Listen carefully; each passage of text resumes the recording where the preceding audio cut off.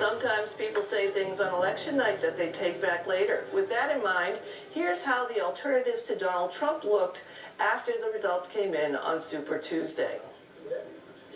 You know, last night was supposed to be Ted Cruz's night. We beat him in half the states on the ballot. We won the state of Minnesota. We picked up a lot of delegates, and we feel great about what the map looks like now moving forward, and especially here when we get to our home state of Florida. So we're excited.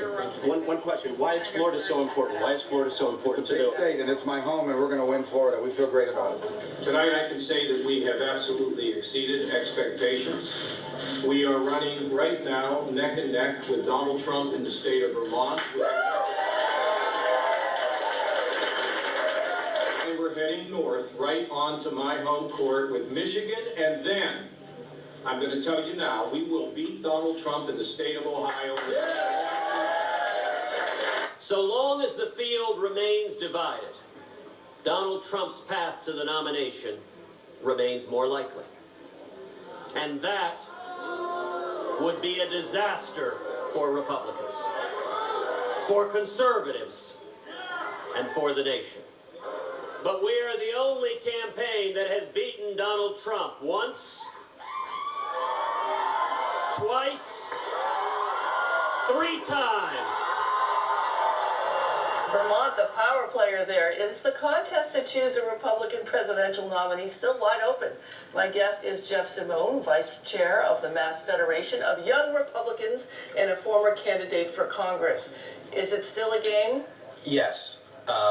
But you can't live in a state of denial that Donald Trump doesn't have a huge lead right now as far as the number of states. But if you do the delegate math, which is what this actually comes down to, he does not have half the delegates. Right. And I mean, I don't mean any disrespect to our friends in Vermont, but they're not a delegate. I mean, to win in Vermont is not necessarily going to bring you over the You know what's interesting about John Kasich there? It's I think Ben Carson beat him out of 5 or 7 out of 11 states. Ben Carson did, but he happened to come in second in Vermont. John Kasich actually may need to stay in this race if there's a coalescence around the Stop Trump movement where he could carry Ohio. Right, and we also have some winner-take-all states, like Florida, I believe, is another one. So there are some patchwork quilts to be put together to make a path for others. You know what's interesting? The media, and not present company accepted, of course, present company accepted, has been, I got to say, the punditry has been awful. I listened to Joe Scarborough this morning talk about how there was a nationwide sweep for Donald Trump when he won 7 of 11 states. A sweep, in baseball terms or basketball terms, is you win them all. It's not 7 out of 11. So it's just bad punditry on Fox News, on Morning Joe. When Republicans are criticizing Fox News and Morning Joe, I get nervous. Look, this is how Trump made the case for himself last night after he declared his victory in 7 states. If I'm going to win all of these states with tremendous numbers, and if I'm going to come in the worst is second, in the 2 or 3 that I might not win, I think, we're a democracy. I think it's awfully hard to say that's not the person we want to lead the party, right? It's very hard. The Republican Party has become more dynamic.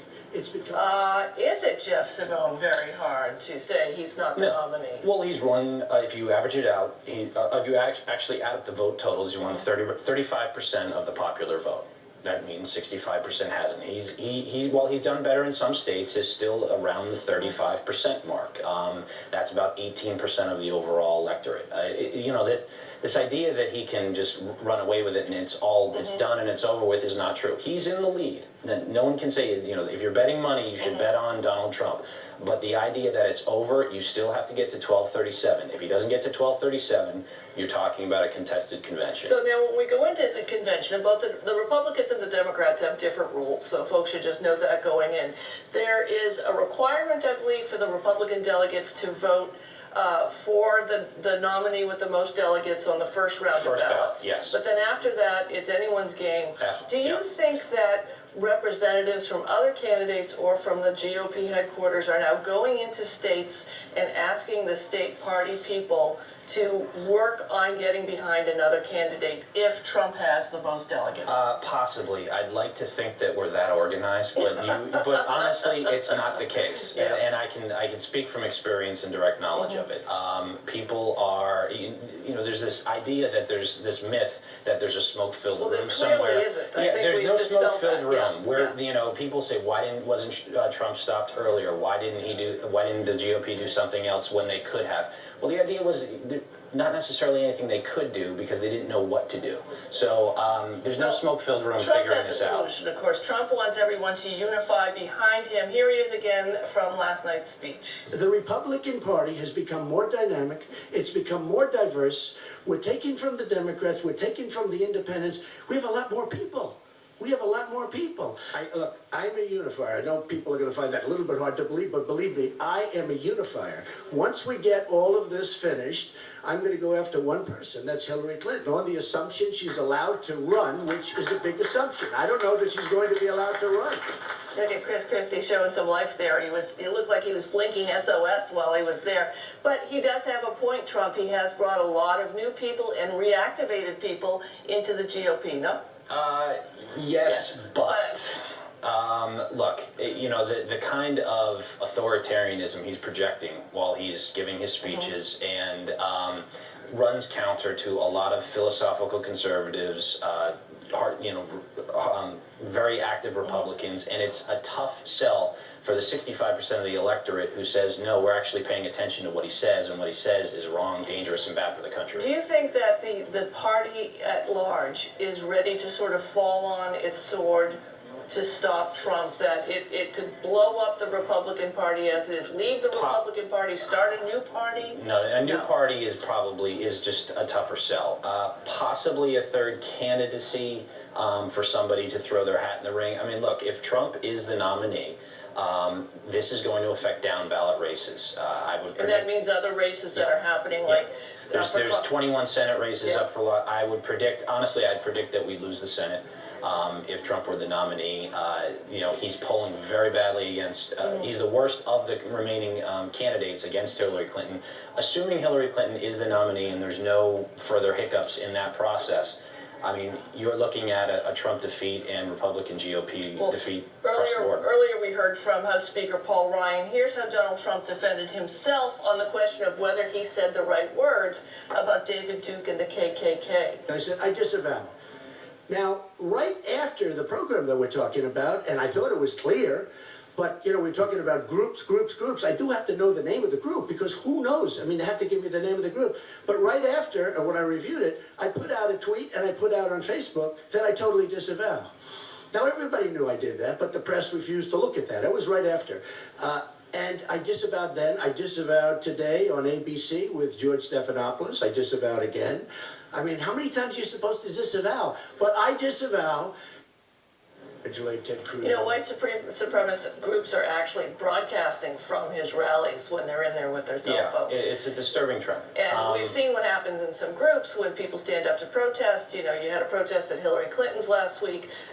Very elegant exit for the protester, but not so for Clinton, for Trump. What do you think about this? The Donald Trump interview, and I watched the clip several times, was cowardly because there was no earpiece malfunction. He clearly he knows who David Duke is.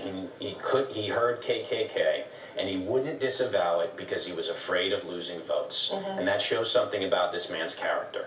Now, that was personally the final straw for me, although I'm not supporting him now, but the Never Trump. Yeah, let me ask you about that. The hashtag Never Trump is a group, I would imagine, of Republicans who will do anything except Trump. Is this a group that you're now associated? I mean, I know it's not a group, this is a hashtag. I mean, this is a consensus that this guy does not represent what the Republican Party stands for, and the people who are backing him are being politically opportunistic. And I think it is a failure of judgment when you don't stand by your principles. The Republican Party is not the party of David Duke, and it's not the party of Donald Trump. I've been a lifelong Republican and fought for the parties, for our principles in this party. He has not. He's against just about every policy position that he comes out with. He flip-flops on depending on this. He was a Democrat up until 8 years ago. He can't be trusted. And I agree with our Governor Charlie Baker. I will not support him in November. Do you think Charlie Baker is leading on this or ducking on this? I mean, he said he didn't vote for Donald Trump yesterday. No, he's not ducking. But he's leading on this. Shouldn't he join the Never Trump group? No, Shouldn't he make a suggestion on maybe Kasich or maybe Kasich? I think getting directly involved in the presidential contest doesn't benefit him, but I think him coming out saying he will not vote for Donald Trump in November was a big statement. Absolutely. Mitt Romney, former governor, has said that he will make a statement tomorrow or have a meeting about the 2016 presidential race in the GOP. What do you hope he will say tomorrow? I hope he comes out with a strong statement about what the Republican Party stands for, not what Donald Trump thinks it stands for, or some of Donald Trump's supporters thinks it stands for.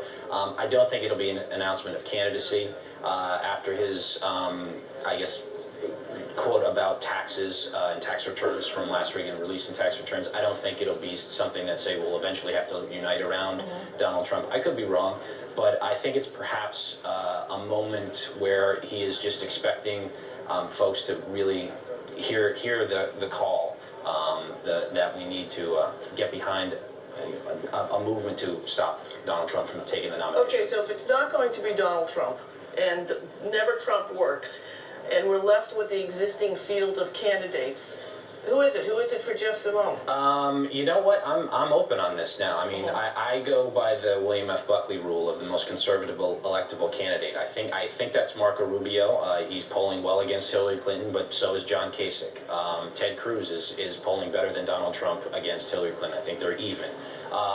Ted Cruz has a lot of delegates, so he has a strong voice in this. I think there's now room to be made for a deal. But I would prefer, the candidate that can best beat Hillary Clinton is probably Marco Rubio or John Kasich. But at this point, there's been a lot of damage has been done to the party with Donald Trump being in it. So I think we're going to have to do a lot of work after convention. You were mentioning that you had a rally or a meeting yesterday with some students and some young Republicans, right? Yes. What was it, and what was your walk away with? Well, we met with we had an event last night for Super Tuesday with some college Republicans. They're definitely not in support of Donald Trump. I think there's a diverse opinion on who they like. Some like Kasich, some like Rubio. I admire them a lot because they're in the thick of it on a college campus, being a college Republican and being vocal about what they stand for. So all right, Jeff Simone, thanks so much. Check out his podcast. He's on Twitter. I'm not done yet. I'll be back with a preview of a special guest who is lined up for Thursday's show.